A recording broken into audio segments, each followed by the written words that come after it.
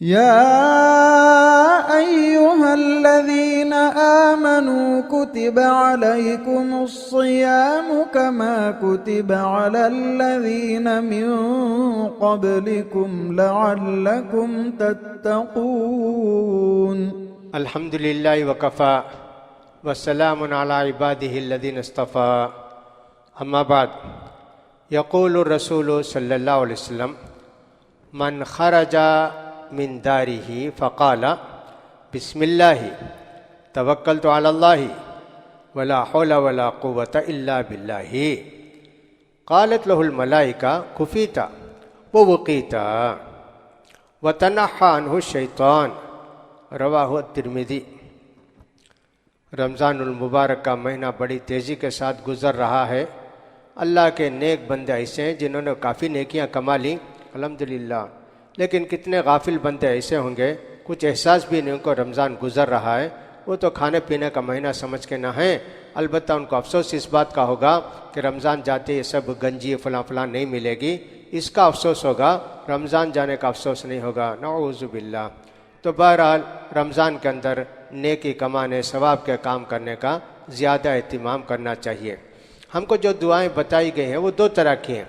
एक तो कभी पढ़ सकते, उसके लिए कोई टाइम नहीं, कोई लिमिट नहीं, जब चाहे पढ़ सकते। कुछ दुआएं ख़ास हैं, ख़ास टाइम में पढ़ना चाहिए। जैसे उन्हीं में से एक दुआ है कि आदमी जब घर से निकलता है तो दुआ पढ़े। क्या दुआ पढ़े? बिस्मिल्लाहि तवक्कलतु अलल्लाहि वला हौला वला कुव्वता इल्ला बिल्लाह। छोटी दुआ देखिए, इससे क्या होता है? फरिश्ते कहते हैं माशा अल्लाह, आपके लिए काफ़ी है अल्लाह आपको बचाएगा, हर मुसीबत से अल्लाह ताला आपकी हिफाजत फरमाएगा, अल्लाह ताला आपकी मदद करेगा। और ये दुआ पढ़ने के बाद शैतान भी हमसे भाग जाता। जब हम बाहर निकलते हैं घर से तो शैतान हमारी निगाहें उस लड़की पर डालेगा, इस लड़के पर डालेगा, उस सनी पाम पर डालेगा, फलां जगह डालेगा। ऐसा है ना। अब शैतान का पावर कम हो जाता है दुआ पढ़ने से, शैतान उससे दूर हो जाता है। देखिए इतनी छोटी दुआ, आप इस दुआ को पढ़ेंगे, जितनी मरतबे घर से निकले, जितनी मरतबे घर के अंदर आए, उसकी दुआ अलग है। आप ये दुआ पढ़ेंगे तो अल्लाह की हिफाजत आपके साथ हो जाती है। एक तो सवारी की दुआ है, घर से निकले, सवारी में बैठे, घर से निकले वो दुआ पढ़िए, फिर सवारी पर बैठे, टू व्हीलर पर, कार पर और बाइक पर, वो दुआ फिर पढ़िए, सुभानल्लाज़ी सख्खर लना हादा। सफ़र की दुआ यानी जाना है 10, 15, 20 किलोमीटर, ऐसा ये नहीं कि साहब जाना है 4 कदम में तो दुआ पढ़ें। साइकिल में बैठ के जाके ख़रीदना है, 4 पैसे के 2 रुपये का वो पुदीना ख़रीद के लाना है, या 2 रुपये का बैगन ख़रीद के लाना है, सुभानल्लाज़ी सख्खर लना हादा। ये दुआ नहीं, सफ़र की दुआ है। ये सफ़र नहीं कहलाता है। सफ़र तो बस्ती छोड़कर जाने का नाम है। वैसे भी बड़ी बड़ी बस्तियाँ होगी 30, 40, 50 किलोमीटर की, इसलिए अगर आदमी इतनी दूर सफ़र करता है तो दुआ पढ़े सफ़र की। एक तो सफ़र की दुआ, उससे भी अल्लाह ताला की रहमतें नाजिल होती हैं, अल्लाह की हिफाजतें हमारे साथ होती हैं। घर से निकलने की दुआ, इस बात का ख्याल करें, बच्चे निकलें तो भी ताकीद करें, ये दुआ पढ़ के जाओ बेटे। बीवी, बेटी, औरत, मर्द जो भी घर से निकले साहेब, इस दुआ को पढ़ के जाएंगे। ये दुआ पढ़ने से क्या होगा? अल्लाह ताला आपकी हिफाजत करेगा, आपके घर की भी हिफाजत करेगा। आप जब नहीं हैं तो सब कोई चोर और भी वहाँ नहीं आएगा, इसलिए कि आप दुआ पढ़ के गए हैं। बिस्मिल्लाहि तवक्कलतु अलल्लाहि वला हौला वला कुव्वता इल्ला बिल्लाह। मैं अल्लाह का नाम लेकर घर छोड़ता हूँ, और इसी तरह मैं अल्लाह पर पूरा भरोसा रखता हूँ। हर चीज़ से बचाना, गुनाह से बचाना, परेशानी से बचाना, नेकी की हिदायत देना, चोरी वगैरह से बचाना, ये सब अल्लाह ही की कुदरत है, अल्लाह ही की ताकत है। इतनी बड़ी दुआ की ना आपने, छोटी दुआ मगर सवाब ज़्यादा, फ़ायदा ज़्यादा। अल्लाह की हिफाजत आपके साथ है, अल्लाह की हिमायत आपके साथ है, अल्लाह ताला आपको हर चीज़ से बचाएगा, और इसी तरह शैतान भी आपसे भागेगा। लिहाजा इस दुआ को पढ़ना मत भूलिएगा, ज़रूर इस दुआ का एहतिमाम कीजिए। ये सब दुआएं वो हैं जो टाइम पर पढ़ी जाती हैं, हमेशा ये दुआ नहीं पढ़ी जाती है। अगर से ला हौला वला कुव्वता इल्ला बिल्लाह, इतनी दुआ हमेशा आप पढ़ सकते हैं, कोई टाइम भी नहीं इसके लिए, और कोई फिगर भी नहीं कि साहब इतनी मरतबे पढ़ो। लिहाजा इसका भी ख्याल कीजिए। अल्लाह ताला से दुआ है कि अल्लाह ताला हमको इन सारी हदीसों पर, इन सारी दुआओं पर अमल करने की तौफीक नसीब फरमाए। ये गुनाह का काम भी सुन लीजिए कि आम तौर पर लोग बड़े बड़े गुनाह के काम करते हैं। नबी करीम सल्लल्लाहु अलैहि वसल्लम के ज़माने में एक साहबी थे, उनको एक बच्चा पैदा हुआ। वो 2-3 बीवियाँ रही होंगी, तो बच्चा पैदा होते बीवी बोली, भाई बच्चा पैदा हुआ ना आपको, इसके नाम एक जायदाद लिख दो। कहा चाचा करता हूँ, छोड़ती नहीं थे, नहीं लिखे क्या, अच्छी बात भाई लिख देता हूँ, लिख दिए समझो। अब उसके बाद बोली नहीं, अल्लाह के रसूल को गवाह बनाना, जाके अल्लाह के रसूल से बोलना कि मैं एक बाग इस बच्चे को दे दिया। गए बेटे को कंधे पर बैठा के, जाके अल्लाह के रसूल से बोले कि अल्लाह के रसूल मैं अपने इस बेटे को ये जायदाद दे दिया। अल्लाह के रसूल ने पूछा इसके सिवा भी और बच्चे हैं तुम्हारे? हाँ अल्लाह के रसूल। कहा सबको दिए हैं क्या बराबर बराबर बराबर? कहा नहीं अल्लाह के रसूल, खाली इसे दिया हूँ। कहा ये बहुत बड़ा जुल्म है जी, जुल्म पर मैं गवाही दूंगा, मेरे पास आए मुझे गवाह बनाए। देखो बच्चों के दरमियान मुसावात बराबरी करो, वरना अल्लाह के यहाँ तुमको पूछा जाएगा। इसलिए हमारे बच्चे सब एक तरह के नहीं होते, कोई खूबसूरत है, ज़रा कम खूबसूरत रहता है, कोई खूबसूरत ही नहीं रहता है, कोई ब्रिलियंट रहता है, कोई ज़रा डल रहता है।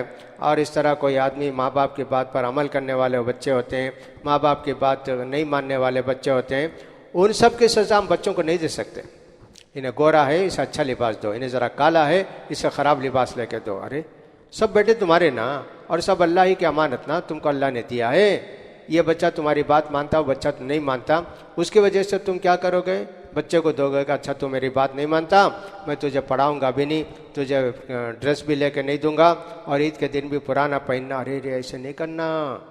कोई भी हो, हमने तो बस अखबार में पढ़ा कि ऐलान मैं आँख करता हूँ, नीचे पढ़कर देखे तो मेरा फलां बेटा मेरी नाफरमानी किया और मुझे फलां किया, मैं अपनी पूरी जायदाद से उसे महरूम कर दिया, आँख कर दिया। ये गलत है। आपके आँख करने से उसके तरके में महरूम नहीं हो जाता। आँख का मतलब है वालिदैन का नाफरमान, उसको आँख बोलते हैं अरबी ज़बान में। तो ये क्या कर दे कि बच्चा नाफरमान है, नहीं मानता है तो पेपर में डाल दिए मैं फलां बच्चे को आँख कर दिया, मेरी जायदाद में उसका कोई हिस्सा नहीं है। आप बोलने से जायदाद ख़त्म नहीं होती है। अल्लाह और अल्लाह के रसूल ने जायदाद को मुकर्रर किया, वो मिलेगी उसको। लिहाजा सारे बच्चों के साथ यकसां सलूक करना चाहिए, बराबर का सलूक करना चाहिए। एक लेकर दिए सबको वही चीज़ लेकर देना। हाँ कलर अलग अलग हो जाए, जिसको जो कलर पसंद है वो ले लेगा, लेकिन एक चीज़ को 10 रुपये, एक को 10 रुपये की चीज़ और दूसरे को 20 रुपये की चीज़ लेकर दिए तो ये इंसाफ नहीं है। अल्लाह के रसूल सल्लल्लाहु अलैहि वसल्लम ने हमसे कहा कि बच्चों के दरमियान इंसाफ करो। ये कहा बच्चों के दरमियान, बीवी के दरमियान इंसाफ करना। अगर किसी की 2, 3, 4 बीवियाँ हैं तो हर एक को हक़ अदा करना, हर बीवी के साथ एक रात सोना। टाइम कितना देते दिन में वैसा हर बीवी को देना। एक बीवी के लिए जो ख़रीद के लाए दूसरी बीवी के लिए भी उतना ही ख़रीद के लाना। ये हो सकता है कि नई बीवी आपकी 25 साल की होगी और पुरानी बीवी 50 साल की होगी, लेकिन कोई फ़र्क नहीं पड़ता। ये है कि सब डिज़ाइन में फ़र्क होगा लेकिन कीमत में फ़र्क नहीं। 25 साल की बीवी के लिए आपने समझिए कि साहब 5,000 की साड़ी ख़रीद के दी, वही 5,000 का लिबास दूसरी औरत को भी ख़रीद के देना 50 साल की है। बीवियों के दरमियान अदल इंसाफ नहीं करोगे तो क़ियामत के दिन आओगे तो तुम्हारा एक बाजू झुका हुआ होगा, ऐसे लंगड़े बनकर आएंगे। तो लिहाजा बीवी के दरमियान भी इंसाफ करना। अलबत्ता दिल में मोहब्बत जो होती है किसी बच्चे से ज़्यादा होती, किसी बीवी से कम होती, किसी बीवी से ज़्यादा, हाँ अल्लाह वो माफ़ करेगा। नबी करीम सल्लल्लाहु अलैहि वसल्लम भी यही दुआ करते थे, अल्लाह मैं जो इंसाफ कर सकता था, बराबरी कर सकता था बीवियों के दरमियान वो तो किया, लेकिन दिल किसी को ज़्यादा चाहता है, किसी को कम चाहता है, ये तो दिल तो तेरे कंट्रोल में है ना अल्लाह, मैं क्या कर सकता हूँ। हाँ ये और बात है, किसी बच्चे को ज़्यादा चाहते हैं, किसी बच्चे को कम चाहते हैं, लेकिन वो दिखावे में नहीं आना। औलाद के दरमियान ज़्यादा से ज़्यादा हमको मुसावात करना चाहिए, सबको बराबर। अलबत्ता दिल की मोहब्बत और है, ज़ाहिर में सबके साथ बराबर रहना चाहिए, इसका ख्याल करना चाहिए। बाज़ लोग अपने बच्चों के साथ बदसलूकी करते हैं, कुछ बच्चों के साथ अच्छा सलूक करते हैं, यह भी गुनाह है, इसको छोड़ देना चाहिए। आपके एक से ज़्यादा बच्चे हैं, आप इनका ख्याल कीजिए। अल्लाह तौफीक दे। व आखिर दावाना अनिल हम्दुलिल्लाहि रब्बिल आलमीन।